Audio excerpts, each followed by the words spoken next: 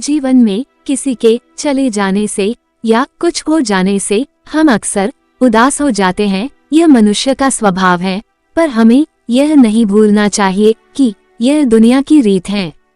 जब जिस समय हमारे पास जो है अनमोल है। हेलो दोस्तों, आप सभी का स्वागत है हमारे YouTube चैनल A1 स्टोरी में। आज मैं फिर वापस आ गया हूँ एक बहुत ही खूबसूरत और दिल को छू जाने वाली कहानी को लेकर।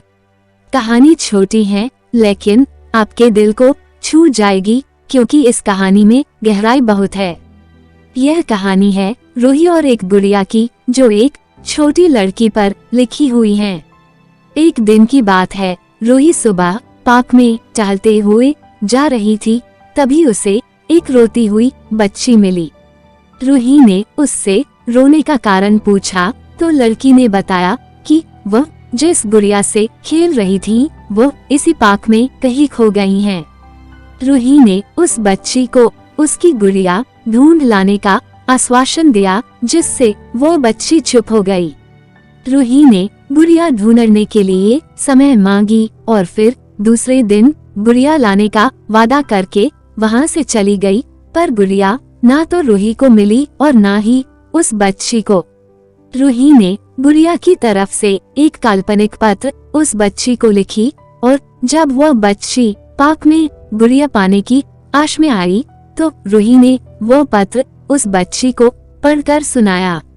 पत्र इस प्रकार था, कृपया रोना मत, मैं समय समय पर उस गुड़िया के बारे में तुम्हें लिखती रहूंगी, बस तुम रोना मत। अब रूही रोज उस खोई हुई गुड़िया की तरफ से काल्पनिक पत्र लिखने लगी और लगभग रोज ही उस बच्ची को पढ़कर सुनाती, जो कि यात्रा का काल्पनिक वर्णन हुआ करता था।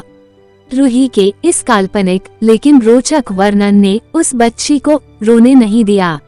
वो खुशी खुशी अपनी गुड़िया की घुमक्कड़ी किस्से सुनाने लगी।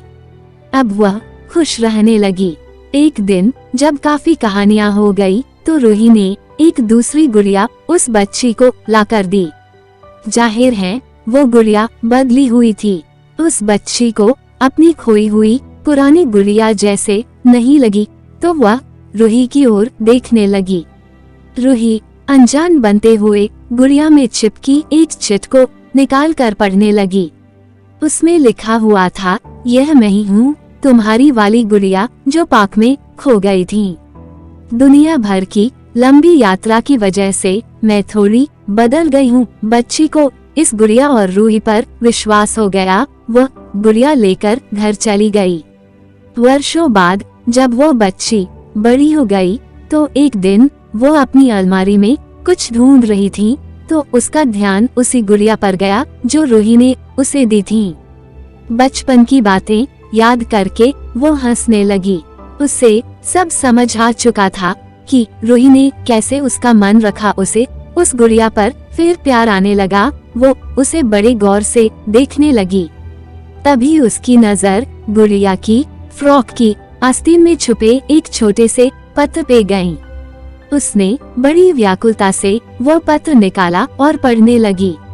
पत्र में संक्षेप में यह लिखा हुआ था कि हर वह चीज जिससे तुम प्यार करती हो कभी न कभी तुमसे खो जाएगी, और जो तुम्हारे पास होगी वही तुम्हारे लिए सच्चे रूप में बनी होंगी।